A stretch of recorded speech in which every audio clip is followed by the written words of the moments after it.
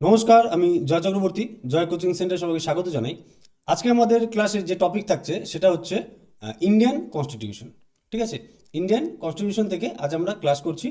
আর এই কনস্টিটিউশন আজ আমাদের প্রথম ক্লাস। ঠিক আছে, আমাদের যে প্রথম অধ্যায় রয়েছে সেটা হচ্ছে ভারতীয় সংবিধান রচনার ইতিহাস। ঠিক আছে, যারা প্রথম এই ভিডিওটা দেখছো তাদের জন্য বলে দিই, আমরা এই চ্যানেলের মধ্যে দিয়ে একটা রুটিনের মাধ্যমে আমরা টোটাল সিলেবাসটা কমপ্লিট করছি। তো সেখানে আমরা সোমবার করছি আমরা ইতিহাস।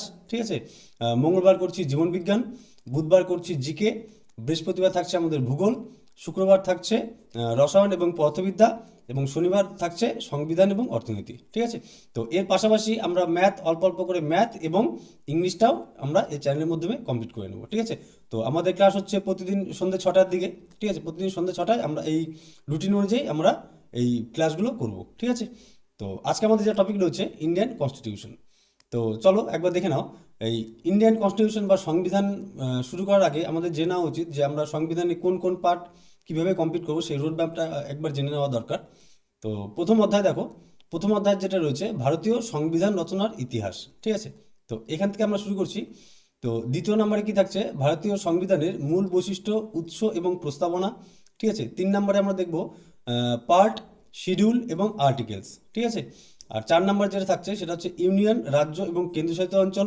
5 নম্বর অধ্যায়ে আমরা দেখব নাগরিকত্ব। 6 নম্বর অধ্যায়ে দেখব আমরা কি মৌলিক অধিকার।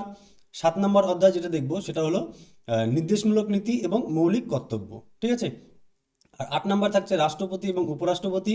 9 নম্বর অধ্যায়ে আমরা করব সংসদ, অর্থাৎ লোকসভা ও রাজ্যসভা এবং স্পিকার। আর 10 নম্বর যেটা করব সেটা হলো প্রধানমন্ত্রী, মন্ত্রিপরিষদ। 11 নম্বর অধ্যায় থাকছে আমাদের রাজ্যপাল, মুখ্যমন্ত্রী, রাজ্যের মন্ত্রিপরিষদ এবং রাজ্য আইনসভা। ঠিক আছে, আর 12 নম্বর থাকছে বিচার বিভাগ, অর্থাৎ সুপ্রিম কোর্ট ও হাইকোর্ট ও অ্যাটর্নি জেনারেল। এই কটা পার্ট দেখবো। 13 নম্বর পার্টে যেটা রয়েছে পঞ্চায়েতি রাজ ও পৌরসভা।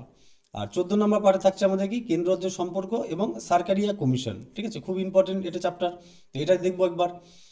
15 নম্বর যেটা দেখবো সেটা হচ্ছে নির্বাচন কমিশন এবং রাজনৈতিক দলসমূহ। ঠিক আছে, আর 16 নম্বর দেখবো জরুরি অবস্থা সংক্রান্ত বিধান। 17 নম্বরে থাকছে কি ভারতীয় সংবিধানের সংশোধনী যেগুলো হয়েছে সেই পার্টগুলো একবার দেখবো এখানে। আর 18 নম্বর অধ্যায় হচ্ছে সাংবিধানিক সংস্থা, অর্থাৎ অর্থ কমিশন, ক্যাগ, ইউপিএসসি, পিএসসি। ঠিক আছে, এই বিষয়গুলো রয়েছে 18 নম্বর অধ্যায়। আর 19 নম্বরে থাকছে অসাংবিধানিক সংস্থা, যেমন সংবিধিবদ্ধ এবং অসংবিধিবদ্ধ সংস্থা, পরিকল্পনা কমিশন। ঠিক আছে, নীতি আয়োগ, লোকপাল। ঠিক আছে, এই পার্টগুলো থাকছে 19 নম্বর অধ্যায়। এবং 20 নম্বর অধ্যায় বিবিধ কিছু বিষয়বস্তু রয়েছে, যেমন জম্মু কাশ্মীর। ঠিক আছে, প্রতিরোধমূলক আইন আটক। ঠিক আছে, গুরুত্বপূর্ণ আদালতের রায়, তারপরে সরকারি ভাষা, জাতীয় প্রতীক। ঠিক আছে, এই বিষয়গুলো রয়েছে। তো আমাদের 1 থেকে 20 টোটাল আমরা এখানে অধ্যায় কমপ্লিট করব। ঠিক আছে, তো আজ যেহেতু আমাদের প্রথম ক্লাস, তো আমরা আজ যেটা দেখছি সেটা হচ্ছে অধ্যায় 1, ভারতীয় সংবিধান রচনার ইতিহাস। ঠিক আছে, তো চলো শুরু করা যাক। 1 নম্বর প্রশ্ন দেখো, গণপরিষদের প্রথম অধিবেশন কবে অনুষ্ঠিত হয়েছিল? ঠিক আছে, খুব ভালো প্রশ্ন এটা। তো গণপরিষদের প্রথম অধিবেশন অনুষ্ঠিত হয়েছিল 9ই ডিসেম্বর 1946 সালে। ঠিক আছে, আচ্ছা, এখান থেকে একটা প্রশ্ন হয় যে এই গণপরিষদের প্রথম অধিবেশন কোথায় অনুষ্ঠিত হয়েছিল? ঠিক আছে, তো আমাদের উত্তর কি হবে? দিল্লির কনস্টিটিউশন হলে। ঠিক আছে, কনস্টিটিউশন হল। ঠিক আছে, দিল্লির কনস্টিটিউশন হলে এই প্রথম অধিবেশনটি বসেছিল গণপরিষদে। ঠিক আছে, আর 1947-এর 15ই আগস্ট ভারতের স্বাধীনতা দিবস। স্বাধীনতা দিবস। ঠিক আছে, আর 26শে নভেম্বর 1949 এদিন কি হয়েছিল? এদিন সংবিধান গৃহীত হয়েছিল। ঠিক আছে, সংবিধান গৃহীত। সংবিধান গৃহীত হয়েছিল কবে? 26শে নভেম্বর 1949 সালে। ঠিক আছে, আর এই 26শে নভেম্বর দিনটিকে সংবিধান দিবস বলা হয়। ঠিক আছে, 26শে নভেম্বর সংবিধান দিবস। সংবিধান দিবস পালন করা হয়। ঠিক আছে, আর 26শে জানুয়ারি 1950 এদিন কি হয়েছিল? আনুষ্ঠানিকভাবে কার্যকর হয়েছিল। ঠিক আছে, তো এদিন ভারতের প্রজাতন্ত্র দিবস পালন করা হয়, এটা মনে রাখবে, 26শে জানুয়ারি প্রজাতন্ত্র দিবস। প্রজাতন্ত্র দিবস। ঠিক আছে, চলো নেক্সট দেখো। 2 নম্বর দেখো, গণপরিষদের অস্থায়ী সভাপতি হিসেবে কাকে নির্বাচিত করা হয়েছিল? ঠিক আছে, তো গণপরিষদের অস্থায়ী সভাপতি হিসেবে কাকে নির্বাচিত করা হয়েছিল? তো আমাদের উত্তর কি হবে? সচ্চিদানন্দ সিনহা। ঠিক আছে। এই সচ্চিদানন্দ সিনহাকে গণপরিষদের অস্থায়ী সভাপতি রূপে নির্বাচিত করা হয়েছিল, ঠিক আছে। এখান থেকে প্রশ্ন আসে, যেটা রাজেন্দ্র প্রসাদ থেকে একটা প্রশ্ন হয়। তিনি ছিলেন প্রথম স্থায়ী সভাপতি, ঠিক আছে, প্রথম স্থায়ী সভাপতি। গণপরিষদের প্রথম স্থায়ী সভাপতি কে ছিলেন? তিনি ছিলেন রাজেন্দ্র প্রসাদ। কত তারিখে হয়েছিল একটা প্রশ্ন হয় এখান থেকে, সেটা হচ্ছে 1946 সালের 11ই ডিসেম্বর। 1946 সালের 11ই ডিসেম্বর প্রথম স্থায়ী সভাপতি রূপে নির্বাচিত হন কে? ডক্টর রাজেন্দ্র প্রসাদ, ঠিক আছে। আর ডক্টর বি আর আম্বেদকর, ঠিক আছে, এখান থেকে একটা প্রশ্ন হয়, সেটা হচ্ছে তিনি ছিলেন খসড়া কমিটির চেয়ারম্যান। খসড়া কমিটির চেয়ারম্যান। খসড়া কমিটির চেয়ারম্যান কে ছিলেন? খসড়া কমিটি বা ড্রাফটিং কমিটির চেয়ারম্যান ছিলেন ডক্টর বি আর আম্বেদকর, ঠিক আছে। আর জওহরলাল নেহরু, এখান থেকে প্রশ্ন হয়, একটা প্রশ্ন আছে এখান থেকে, অবজেক্টিভ রেজুলেশন, ঠিক আছে, অবজেক্টিভ রেজুলেশন। অবজেক্টিভ রেজুলেশন প্রথম পেশ করে কে? পেশ করেন অবজেক্টিভ রেজুলেশন পেশ করে জওহরলাল নেহরু, ঠিক আছে। চলো নেক্সট দেখো, 3 নম্বর দেখো, সংবিধানের খসড়া কমিটি বা ড্রাফটিং কমিটি কবে গঠিত হয়েছিল, ঠিক আছে। তো সংবিধানের খসড়া কমিটি বা ড্রাফটিং কমিটি কবে গঠিত হয়েছিল? তো আমাদের উত্তর কী হবে? 29 আগস্ট 1947 সালে খসড়া কমিটি বা ড্রাফটিং কমিটি গঠিত হয়েছিল, ঠিক আছে। আর এখান থেকে প্রশ্ন আসে, এই ড্রাফটিং কমিটির চেয়ারম্যান ছিলেন কে? চেয়ারম্যান ছিলেন ডক্টর বি আর আম্বেদকর। ডক্টর বি আর আম্বেদকর ছিলেন এই খসড়া কমিটি বা ড্রাফটিং কমিটির চেয়ারম্যান। আর এখানে সদস্য সংখ্যা ছিল 7 জন, ঠিক আছে, 7 জন সদস্য সংখ্যা ছিল এই ড্রাফটিং কমিটিতে। আর এখান থেকে মনে রাখবে 26 নম্বর যেটা রয়েছে, এদিন সংবিধান গৃহীত হয়েছিল। সংবিধান গৃহীত সংবিধান গৃহীত হয়েছিল কবে? 1949 সালের 26 নভেম্বর, ঠিক আছে। আর 1946 সালের 9ই ডিসেম্বর কি হয়েছিল? প্রথম গণপরিষদের প্রথম সভা হয়েছিল। প্রথম সভা গণপরিষদের প্রথম সভা ছিল কবে? 1946 সালের 9ই ডিসেম্বর। চলো নেক্সট দেখো, 4 নম্বর দেখো, ভারতের মূল সংবিধান রচনা করতে মোট কত সময় লেগেছিল, ঠিক আছে। তো মূল সংবিধান রচনা করতে সময় লেগেছিল কত? তো আমাদের উত্তর কি হবে? 2 বছর 11 মাস 18 দিন, ঠিক আছে। 2 বছর 11 মাস 18 দিন সময় লেগেছিল মূল সংবিধান রচনা করতে। চলো নেক্সট দেখো, 5 নম্বর দেখো, গণপরিষদের অবজেক্টিভস রেজুলেশন কে উত্থাপন করেছিলেন, ঠিক আছে। তো গণপরিষদের অবজেক্টিভ রেজুলেশন কে উত্থাপন করেছিলেন? তো আমাদের উত্তর কি হয়ে যাবে? জওহরলাল নেহেরু, ঠিক আছে। জওহরলাল নেহেরু 13ই ডিসেম্বর 1946 সালে এটি উত্থাপন করেছিলেন, ঠিক আছে। আর বি এন রাও থেকে একটা প্রশ্ন হয়, তিনি ছিলেন সাংবিধানিক উপদেষ্টা। সাংবিধানিক উপদেষ্টা। গণপরিষদের সাংবিধানিক উপদেষ্টা যদি বলে তাহলে উত্তর হয়ে যাবে আমাদের কি? ডক্টর বি এন রাও, ঠিক আছে। আর সর্দার প্যাটেল কি ছিলেন? সর্দার প্যাটেল ছিলেন মৌলিক অধিকার মৌলিক অধিকার ও সংখ্যালঘু বিষয়ক কমিটির চেয়ারম্যান, ঠিক আছে। মৌলিক অধিকার ও সংখ্যালঘু কমিটির চেয়ারম্যান কে ছিলেন? সর্দার প্যাটেল, ঠিক আছে। আর মহাত্মা গান্ধী কোনো কিছুতে ছিলেন না, ঠিক আছে। চলো নেক্সট দেখো, 7 নম্বর দেখো, ভারতীয় সংবিধানের আইনগত উপদেষ্টা কে ছিলেন, ঠিক আছে। আইনগত উপদেষ্টা কে ছিলেন? তো আমাদের উত্তর কি হয়ে যাবে? ডক্টর বি এন রাও। বি এন রাও ছিলেন ভারতীয় সংবিধানের আইনগত উপদেষ্টা, ঠিক আছে। আর ডক্টর বি আর আম্বেদকর কি ছিলেন? খসড়া কমিটির চেয়ারম্যান। খসড়া কমিটির চেয়ারম্যান। খসড়া কমিটির চেয়ারম্যান কে ছিলেন? ডক্টর বি আর আম্বেদকর। আর আইনগত উপদেষ্টা কে ছিলেন? ডক্টর বি এন রাও, ঠিক আছে। আর কে এম মুন্সি এবং হচ্ছে আল্লাদি কৃষ্ণসমান আয়ার, এরা ছিলেন হচ্ছে এই খসড়া কমিটির সদস্য।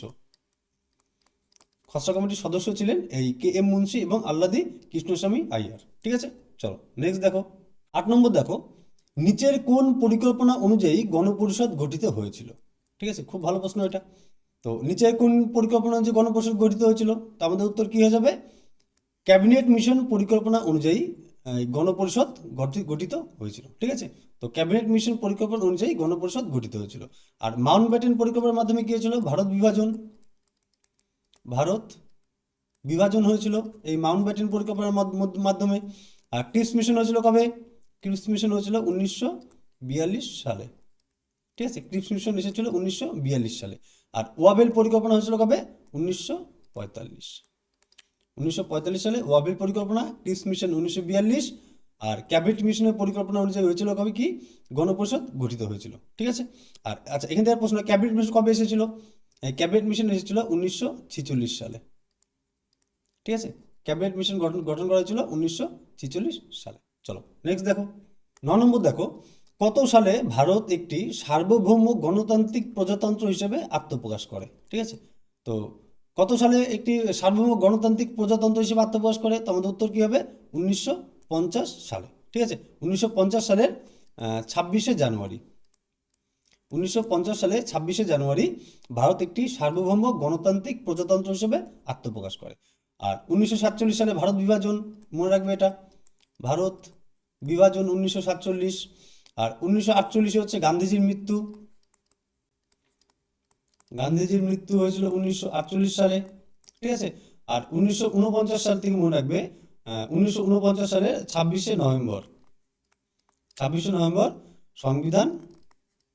সংবিধান গৃহীত হয়েছিল। ঠিক আছে, গৃহীত হয়েছিল। চলো নেক্সট দেখো, 10 নম্বর দেখো, ভারতীয় সংবিধান রচনার মূল ভিত্তি হিসেবে কোন আইনকে গণ্য করা হয়? ঠিক আছে, তো ভারতীয় সংবিধান রচনার মূল ভিত্তি হিসেবে কোন আইনকে গণ্য করা হয়? তো আমাদের উত্তর কি হবে? 1935 সালের ভারত শাসন আইন। ঠিক আছে, 1935 সালের ভারত শাসন আইনকে মূল ভিত্তি করে এই সংবিধান রচনা করা হয়েছিল। ঠিক আছে, আর এখান থেকে একটা জিনিস মনে রাখবে, এই 1958 থেকে 1958 সালে কোম্পানির শাসনের অবসান হয়েছিল। ঠিক আছে, কোম্পানির শাসনের অবসান হয়েছিল 1958 সালের আইনের মাধ্যমে। ঠিক আছে, আর 1919 সালে যেটা আইন হয়েছে, এখান থেকে মনে রাখবে 1919-এ যেটা হয়েছিল সেটা হচ্ছে দ্বৈত শাসন ব্যবস্থা প্রবর্তিত হয়েছিল। ঠিক আছে, দ্বৈত শাসন ব্যবস্থা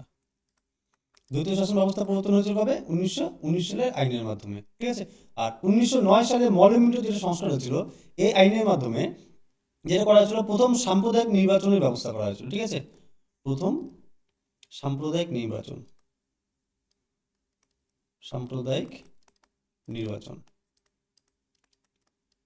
ঠিক আছে, প্রথম সাম্প্রদায়িক নির্বাচন ব্যবস্থা করা হয়েছিল 1919 সালের মডেল সংস্কারের আইনের মাধ্যমে। ঠিক আছে, চলো নেক্সট দেখো, 11 নম্বর দেখো, গণপরিষদের সহসভাপতি বা ভাইস প্রেসিডেন্ট হিসেবে কাদের নির্বাচন করা হয়েছিল? তো দুজন ছিল ভাইস প্রেসিডেন্ট। কে ছিল? প্রথমজন ছিল হচ্ছে এইচ.সি. মুখার্জি এবং ভিটি কৃষ্ণমাচারী। এই দুজন ছিল গণপরিষদের ভাইস প্রেসিডেন্ট। ঠিক আছে, আর বি.এন. রাও কি ছিলেন? বি.এন. রাও ছিলেন সাংবিধানিক উপদেষ্টা।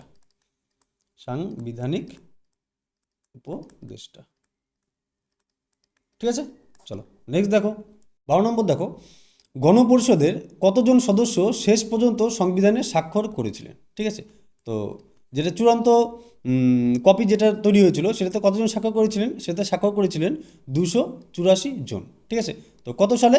1950 সালে। 1950 সালে চূড়ান্ত যেটা কপি রচিত হয়েছিল সেটাতে স্বাক্ষর করেছিলেন 284 জন। চলো নেক্সট দেখো, 13 নম্বর দেখো, ভারতের সংবিধানের প্রতীক বা সিল হিসেবে কোন প্রাণীকে ব্যবহার করা হয়েছিল? ঠিক আছে, তো ভারতীয় সংবিধানের প্রতীক বা সিল হিসেবে কোন প্রাণী ব্যবহার করা হয়েছিল? তার মধ্যে উত্তর হয়ে যাবে কি? হাতি। ঠিক আছে, হাতিকে প্রতীক বা সিল হিসেবে ব্যবহার করা হয়েছিল। ঠিক আছে, চলো নেক্সট দেখো, 14 নম্বর দেখো, গণপরিষদের সচিব বা সেক্রেটারি হিসেবে কে নিযুক্ত ছিলেন?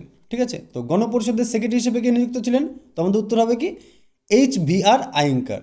এইচ.ভি.আর. আয়েঙ্গার হলেন গণপরিষদের সেক্রেটারি। ঠিক আছে, আর পেমবেনি রায়জাদা থেকে একটা প্রশ্ন হয়, তিনি ছিলেন সংবিধানের হস্তলিপিকার। ঠিক আছে,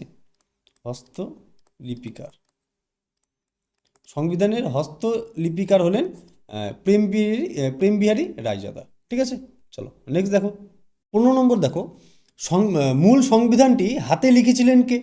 ঠিক আছে, তো মূল সংবিধানটি হাতে লিখেছিলেন কে? তো আমাদের উত্তর হয়ে যাবে কি? প্রেমবিহারী নারায়ণ রায়জাদা। ঠিক আছে, প্রেমবিহারী নারায়ণ রায়জাদা এই সংবিধানটি হাতে লিখেছিলেন। ঠিক আছে, আর নন্দলাল বসু কি করেছিলেন, প্রতিটি পাতা অলঙ্কৃত করেছিলেন। ঠিক আছে, সংবিধানের প্রতিটি পাতা অলঙ্কৃত করেছিলেন। সংবিধানের প্রতিটি পাতা অলঙ্কৃত করেছিলেন নন্দলাল বসু। আর লিখেছিলেন কে, প্রেমবিহারী নারায়ণ রায়জাদা। ঠিক আছে, আর রাম মনোহর সিনহা যিনি ছিলেন, তিনি ছিলেন প্রিএম্বলের নকশা তৈরি করেছিলেন। ঠিক আছে, প্রস্তাবনা বা প্রস্তাবনা বা প্রিএম্বলের নকশা। প্রিএম্বলের নকশা তৈরি করেছেন কে, এই রাম মনোহর সিনহা। ঠিক আছে, আর বি আর আম্বেদকর কে ছিলেন, তিনি ছিলেন সংবিধানের রচয়িতা। ঠিক আছে, রচয়িতা হচ্ছে ডক্টর বি আর আম্বেদকর। চলো নেক্সট দেখো, 16 নম্বর দেখো, গণপরিষদের নির্বাচিত সদস্যগণ কোন পদ্ধতিতে নির্বাচিত হয়েছিলেন। ঠিক আছে, তো গণপরিষদের নির্বাচিত সদস্যগণ কোন পদ্ধতিতে নির্বাচিত হয়েছিলেন, তো আমাদের কি উত্তর হবে, প্রাদেশিক আইনসভার সদস্যদের দ্বারা পরোক্ষভাবে নির্বাচিত হয়েছিলেন। ঠিক আছে, আর দেশীয় রাজ্যগুলি কতজন নির্বাচিত করেছিলেন, দেশীয় রাজ্যগুলি মোট 93 জন নির্বাচিত করেছিলেন। ঠিক আছে, চলো নেক্সট দেখো, 17 নম্বর দেখো, সংবিধানের প্রস্তাবনা বা প্রিএম্বলের খসড়া গণপরিষদে কবে গৃহীত হয়েছিল। ঠিক আছে, তো সংবিধানের প্রস্তাবনা বা প্রিএম্বলের খসড়া গৃহীত হয়েছিল কবে, 22শে জানুয়ারি 1947 সালে। ঠিক আছে, আর 13ই ডিসেম্বর 1946 কী হয়েছিল, এদিন নেহেরু অবজেক্টিভ রেজুলেশন পেশ করেছিলেন। ঠিক আছে, অবজেক্টিভ রেজুলেশন পেশ করেছিলেন, কে পেশ করেছিলেন, জওহরলাল নেহেরু। ঠিক আছে, চলো নেক্সট দেখো, 18 নম্বর দেখো, গণপরিষদ কত তারিখে জাতীয় পতাকা গ্রহণ করে। ঠিক আছে, খুব ভালো প্রশ্ন এটা। তো গণপরিষদ কত তারিখে জাতীয় পতাকা গ্রহণ করে, তো আমাদের উত্তর কী হয়ে যাবে, 22শে জুলাই 1947 সালে গণপরিষদ জাতীয় পতাকা গ্রহণ করেছিল। ঠিক আছে, আর 24শে জানুয়ারি কী হয়েছিল, 24শে জানুয়ারি 1950 সালে সেদিন হচ্ছে জাতীয় সঙ্গীত ও জাতীয় গান গৃহীত হয়েছিল। জাতীয় সঙ্গীত ও জাতীয় গান গৃহীত হয়েছিল 1950 সালের 24শে জানুয়ারি। ঠিক আছে, আর 26শে জানুয়ারি প্রজাতন্ত্র দিবস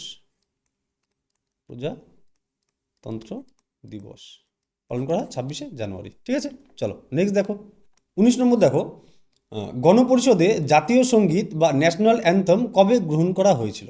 ঠিক আছে, তো জাতীয় সঙ্গীত গ্রহণ করা হয়েছিল কবে, এখনই বললাম আমরা। তো জাতীয় সঙ্গীত গ্রহণ করা হয়েছিল 1950 সালের 24শে জানুয়ারি। ঠিক আছে, এই দিন জাতীয় সঙ্গীত এবং জাতীয় গান দুটি গ্রহণ করা হয়েছিল। ঠিক আছে, আচ্ছা আমাদের জাতীয় সঙ্গীত কি, আমাদের জাতীয় সঙ্গীত জনগণ মন। ঠিক আছে, জনগণ মন হলো আমাদের জাতীয় সঙ্গীত। এর রচয়িতা হচ্ছে রবীন্দ্রনাথ ঠাকুর।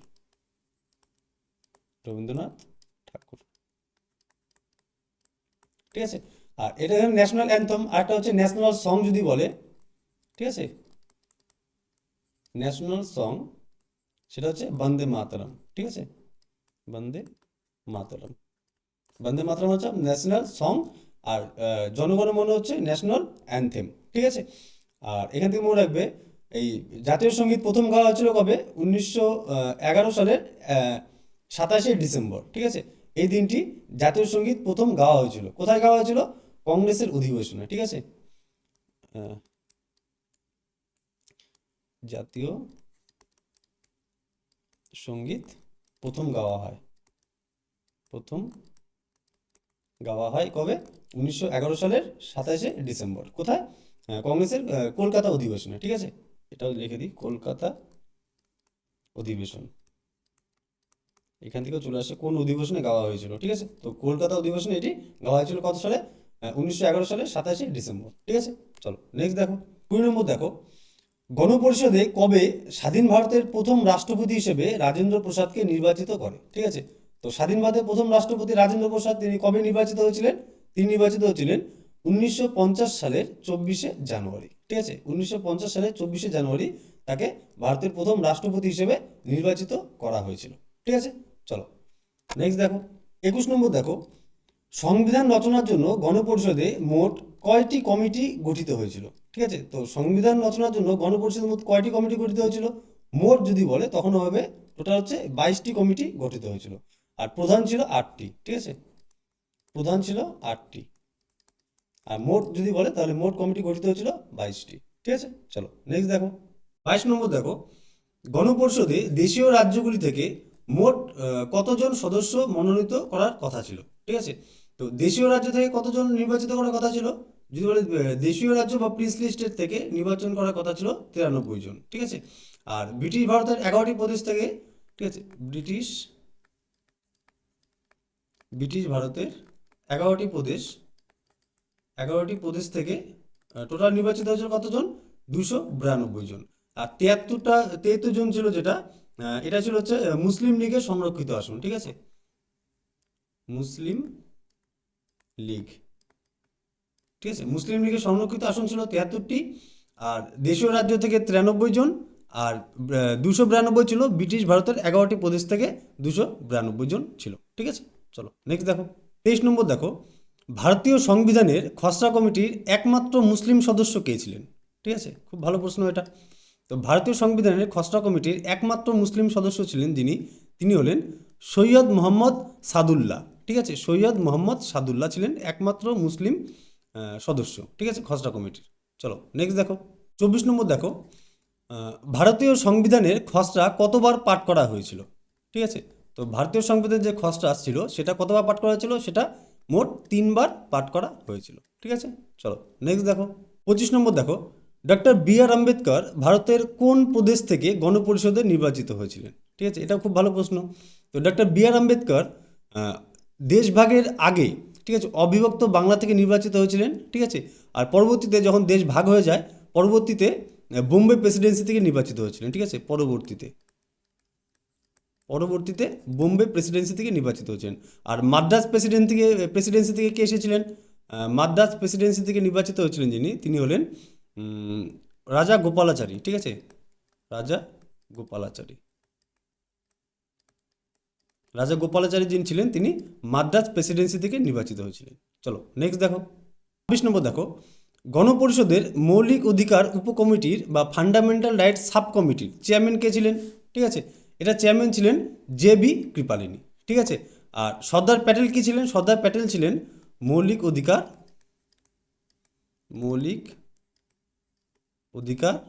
ও সংখ্যালঘু বিষয়ক মূল কমিটির চেয়ারম্যান, ঠিক আছে, মৌলিক অধিকার ও সংখ্যালঘু কমিটির মূল চেয়ারম্যান কে ছিলেন? তিনি ছিলেন সর্দার প্যাটেল। আর মৌলিক অধিকার উপকমিটির চেয়ারম্যান যখন বলবে সেটা হচ্ছে জে.বি. কৃপালিনী। আর সংখ্যালঘু উপকমিটির চেয়ারম্যান সেটা হচ্ছে এইচ.সি. মুখার্জি, ঠিক আছে, তিনি ছিলেন সংখ্যালঘু উপকমিটি,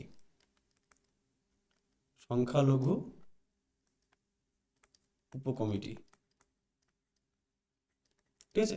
সংখ্যালঘু উপকমিটির চেয়ারম্যান কে ছিলেন? তিনি ছিলেন এইচ.সি. মুখার্জি। আর মৌলিক অধিকার উপকমিটি জে.বি. কৃপালিনী। আর যেটা মূল কমিটি ছিল মৌলিক অধিকার এবং সংখ্যালঘু, সেটা ছিলেন সর্দার বল্লভভাই প্যাটেল, ঠিক আছে। চলো নেক্সট দেখো, 27 নম্বর দেখো, ভারতীয় সংবিধানে একক নাগরিকত্ব বা সিঙ্গেল সিটিজেনশিপ এই ধারণাটা কোথা থেকে নেওয়া হয়েছে? কোন দেশ থেকে? তো একক নাগরিকত্ব ধারণা নেওয়া হয়েছে সেটা হচ্ছে ব্রিটেন থেকে, ঠিক আছে। তো ব্রিটেন থেকে একক নাগরিকত্ব ধারণাটি নেওয়া হয়েছে। আর আমেরিকা থেকে যেটা নেওয়া হয়েছে সেটা হলো মৌলিক অধিকার, ঠিক আছে, মৌলিক অধিকার ধারণা নেওয়া হচ্ছে কোথা থেকে? আমেরিকা থেকে। আর কানাডা থেকে যেটা নেওয়া হচ্ছে শক্তিশালী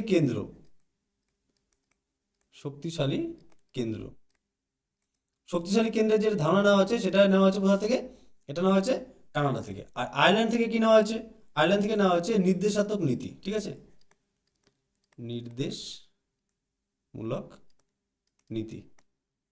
নির্দেশমূলক নীতি বা DPSP, directive principle of state policy, ঠিক আছে, ডিপিএসপি, ঠিক আছে, এটা নেওয়া হচ্ছে কোথা থেকে? আয়ারল্যান্ড থেকে। চলো নেক্সট দেখো, 28 নম্বর দেখো, গণপরিষদ তার কাজের সুবিধার্থে কজন সাংবিধানিক উপদেষ্টা নিয়োগ করেছিলেন? ঠিক আছে, তো কজন নিয়োগ করেছিলেন? একজনকে নিয়োগ করেছিলেন। আর এই গণপরিষদের সাংবিধানিক উপদেষ্টা কে ছিলেন? Doctor BN. রাও, ঠিক আছে, বি.এন. রাও। এই বি.এন. রাও ছিলেন গণপরিষদের সাংবিধানিক উপদেষ্টা, ঠিক আছে। চলো নেক্সট দেখো, 29 নম্বর দেখো, ভারতীয় গণপরিষদ কবে কমনওয়েলথের সদস্যপদ অনুমোদন করে? ঠিক আছে, তো কমনওয়েলথের সদস্যপদ কবে অনুমোদন করেছিল? এটা অনুমোদন করেছিল 1949 সালের মে মাসে, ঠিক আছে, 1949 সালের মে মাসে গণপরিষদ কমনওয়েলথের সদস্যপদ অনুমোদন করেছিল, ঠিক আছে। চলো নেক্সট দেখো, 30 নম্বর দেখো, গণপরিষদ দ্বারা ভারতীয় সংবিধানের হিন্দি সংস্করণ কে লিখেছিলেন? ঠিক আছে, তো ভারতীয় সংবিধানের হিন্দি সংস্করণ কে লিখেছিলেন? তোমাদের উত্তর কি হবে? বসন্ত কৃষ্ণন বৈদ্য, ঠিক আছে, বসন্ত কৃষ্ণন বৈদ্য তিনি সংবিধানের হিন্দি সংস্করণ লিখেছিলেন, ঠিক আছে। আর ইংরেজি সংস্করণ লিখেছিলেন যিনি, তিনি হলেন প্রেম বেহারী রায়জাদা, ঠিক আছে। ইংরেজি সংস্করণ, ইংরেজি সংস্করণ লিখেছিলেন কে? প্রেম বিহারী রায়জাদা। আর অলঙ্কিত করেছিলেন নন্দলাল বসু, ঠিক আছে।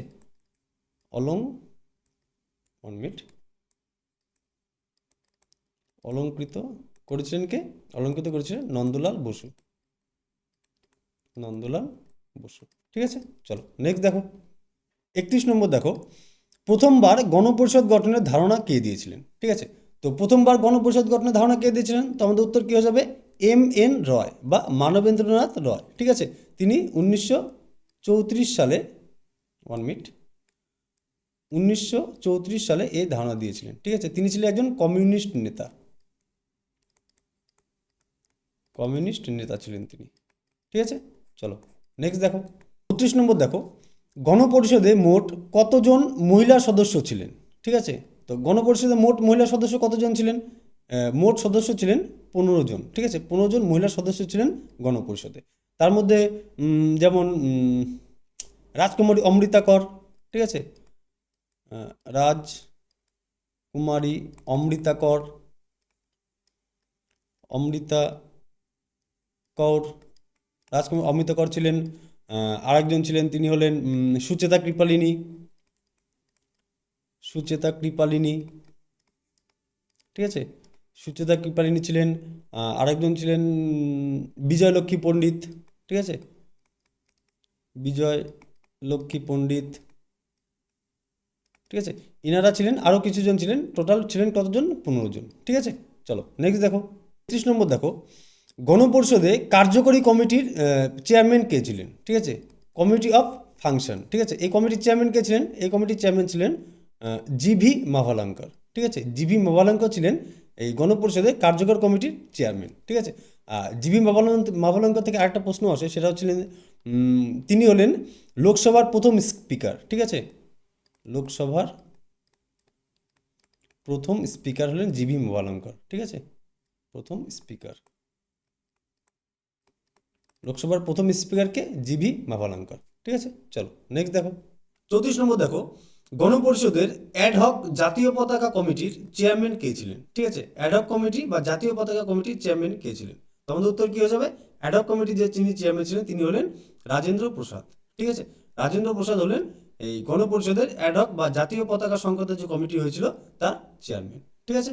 আর তিনি এই চেয়ারম্যান হয়েছিলেন কবে? অ্যাডহক কমিটির চেয়ারম্যান হয়েছিলেন 1947 সালের 23শে জুন, ঠিক আছে, 23শে জুন।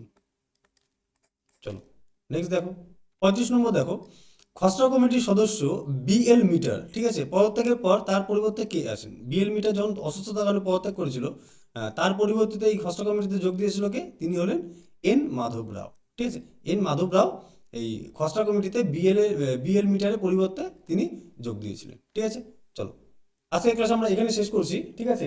তো নেক্সট ক্লাসে আমরা পরবর্তী থেকে 36 নম্বর থেকে আবার শুরু করব, ঠিক আছে। তো চলো দেখা হচ্ছে নেক্সট ক্লাসে।